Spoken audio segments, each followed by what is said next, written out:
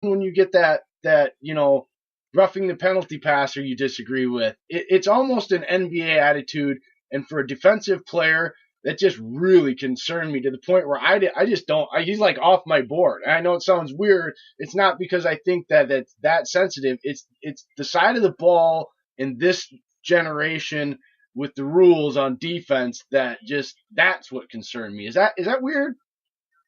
No, I don't think that's weird at all. I think there's definitely a different mindset. And I've written about this as well. You look at skill position players. One of the reasons I'm not a fan of taking wide receivers and running backs high is because I think if you look at going back to Pee Wee football, the little kids and the parents, everyone wants to score touchdowns. Everybody wants to be the focal point of an offense and get all the glory. And the other part of that is it's very easy naturally when you're holding the ball and people are coming after you to want to run away. And when you're on the defensive side of the ball, it's a completely different mentality. You have to be someone who's trying to stop people. And instead of trying to run away from contact, you have to have an aggression, a mindset, something inside you that wants to get after people. Even in a game where the rules are trying to limit contact and injuries, you still need that mindset. And I think you hit on it. A guy like Polite talking like that doesn't seem like he necessarily has that mindset. Now, can he learn it? Can that change? Yes. Do we have enough information to know if he's the kind of person who will? I don't think we do, and that's what scares me. I think when you get down into, the top of the second round, it may start to be difficult to pass up on the talent and the potential, but I definitely don't want him at 12. Okay, we're gonna get into one more thing real quick when it comes to free agency. Then we're going to take a quick break and we're going to get into the mock draft and more of what my mock draft is and how crazy it is compared to what you see the draft going to. So, 2 minutes real quick here. We're going to do quick draft grades. Uh, Free agent draft grades for the Packers, what they pick up. I got them as a solid B. And I'm trying to be objective here. It's not that I'm too down on these guys, but it's not, I look at them and I really like what I see on tape, but I give them a B because of the acknowledgement that these guys weren't the top edge rushers. That's why they weren't franchise tagged and such. Yet, do you see what I'm saying? Like, I think an A or more than that's a little being too much of a homer, which my partner Bryce gave him an A, and he's really excited. And I can't blame him because you watch the tape, it's good. But a solid B for me, just based on the fact of these guys weren't the franchise players. Those guys got franchise clearly, and but they're good and young, upside still. Yeah, that was the exact grade I gave him too, as a B. And I put up a post last night on PackersForTheWin.com where I talked about the draft class. It's different than the free agency class. It's different than how they've approached free agency in the past. We go back and look at Ted Thompson, obviously, he'd scrape the bottom of the barrel looking for role players, occasionally take a chance on one big guy if he was fit through.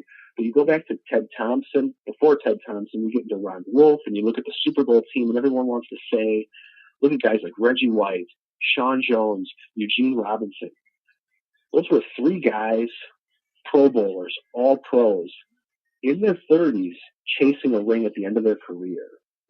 And even when you get into the Charles Woodson, Julius Peppers again, those guys were top guys. Those guys went top 4 overall. Peppers went number 2 overall. Those were premier draft players with premier talent, and they were brought in to put the team over the hump. Here, we're seeing something different. We're seeing core players, not the bottom of the barrel, not the superstars that are looking for a ring before they retire, but guys 25, 26, 27 years old, just getting their second contract that look like they're going to be foundational players, solid starters at position of need. And I think that's the kind of passion we really need right now. Don Capers had some great quotes throughout his career about to build a defense. You need a whole bunch of guys who can just do their job without making major mistakes, and then you need 2 or 3 difference makers. And I really subscribe to that feeling, and I think these are the guys who are not going to make mistakes, who can come in and do their job well, even if they're not superstars. And be versatile. Are young, and all of them, they're versatile and they're healthy. All 4 of them played in 16 games last year. That's one of the big things. And most importantly, given maybe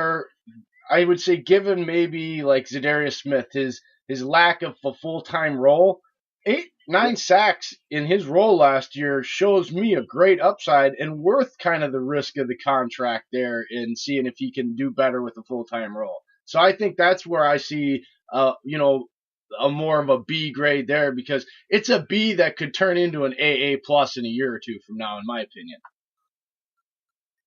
Absolutely. I think that risk, to me, it's offset just because Will Henderson is over there. It gives me a little confidence that this is somebody that they want.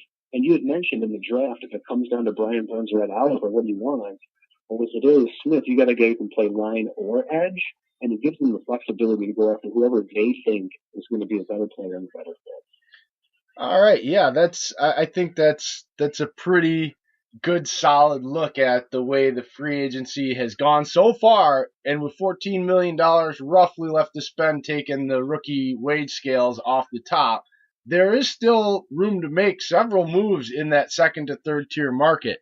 But we're going to take a quick break, and when we come back, we're going to get into the draft, my mock draft, and how crazy you think I am, Bruce, or how close I am when it comes to especially my top 10. We'll be right back, folks. A little quick break, and we will get right into that.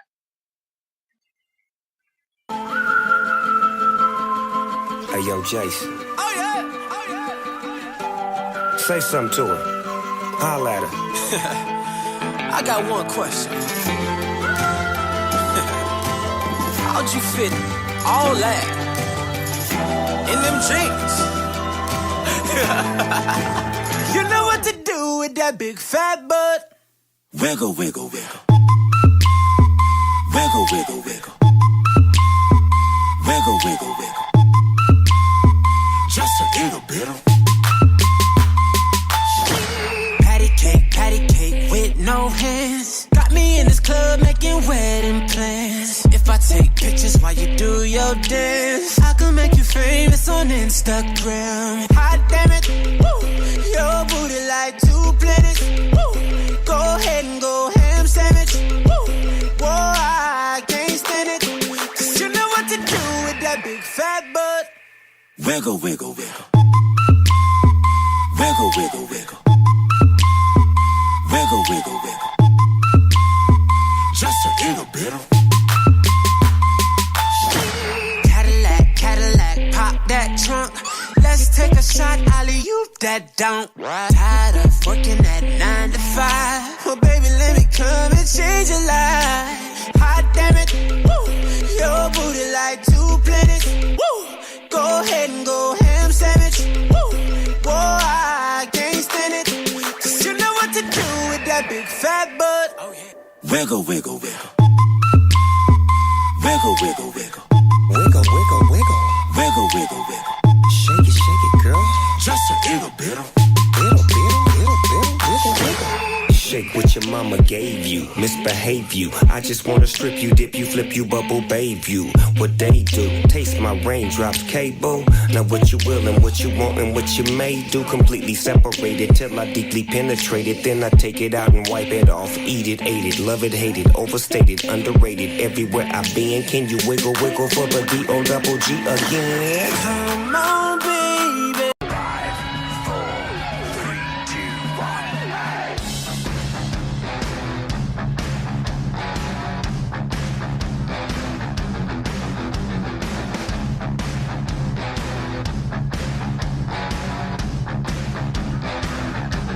All right, guys, we are back, and we're still here with Bruce from PackersForTheWin.com, and we're going to get right into it, Bruce. The draft, my mock, and we'll kind of do this four at a time, get a little bit of feedback. We've got roughly 20 minutes to try to get into all of these that we can, and a little bit of your opinions and maybe where you differ. So we'll get right to it. We got number 1 overall, Arizona Cardinals taking Kyler Murray. Number 2, the 49ers, edge rusher from Kentucky, Josh Allen. Pick 3, the New York Jets, Jawan Taylor, offensive tackle, Florida. And the 4th overall pick, the Raiders, getting Nick Bosa, edge rusher from Ohio State. Now, what are your thoughts on those top 4 there, Bruce? It's interesting. Murray definitely seems like he's trending to be the pick in Arizona, but I always just find it odd when teams go for quarterbacks early. A month or two ago, nobody thought Kyler Murray was going number 1 overall. Number 2 is Josh Allen, definitely a talented guy. I'd be a little surprised if they took Allen over Bosa. Maybe they get scared off by the injury. That's what I had. In Allen that they like more. I have his injury history and his brother's injury history playing big, and it's a core muscle issue, and it seems to be in the genes here. And as great as they are, they're not healthy, and that's where I think the teams are going to get scared off. Yeah, that could absolutely happen. I think they're both great players, great prospects. Jets going with the tackle, and they were trying to run that ground game. Bosa sliding to 4, I think that's a steal for the Raiders. Oh, and I think it makes a splash that, Chucky would just love. Okay, next we've got 5, Tampa Bay, Montez Sweat, Mississippi State, edge rusher. New York Giants, 6th, Andre Dillon, offensive tackle, Washington State. 7, the Jacksonville Jaguars getting Quinnen Williams, the interior defensive lineman, the stud from Alabama. And then at 8, the Detroit Lions getting their Gronk and TJ Hawkinson out of Iowa. Yeah, so there, Sweat is one of those guys who really improved his showing at the combine. You were seeing him kind of bounce around from 10 all the way down to the bottom of the first in a lot of mocks. But he really came out, he put on extra weight, and he blew it away with the drills in the combine. I could definitely see him moving up in that 5 to 10 range. Giants going with offensive line, it's hard to know what they're thinking. A guy like Quinnen Williams on the board, definitely a stud, but who knows what the Giants are going to do.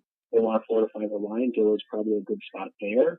And then the Jaguars getting Quinnen Williams, I think, again, just like the Bosa fall would be a steal. I think Williams and Bosa are 2 of the gems in this draft, but we never know how the top's going to fall based on what those teams are thinking. Number 8, I like giving the Lions Hawkinson. I think they were trying to get Gronkowski last year. They drafted Ebron Hyde. Taking a tight end at 8 just seems like a Lions thing to do.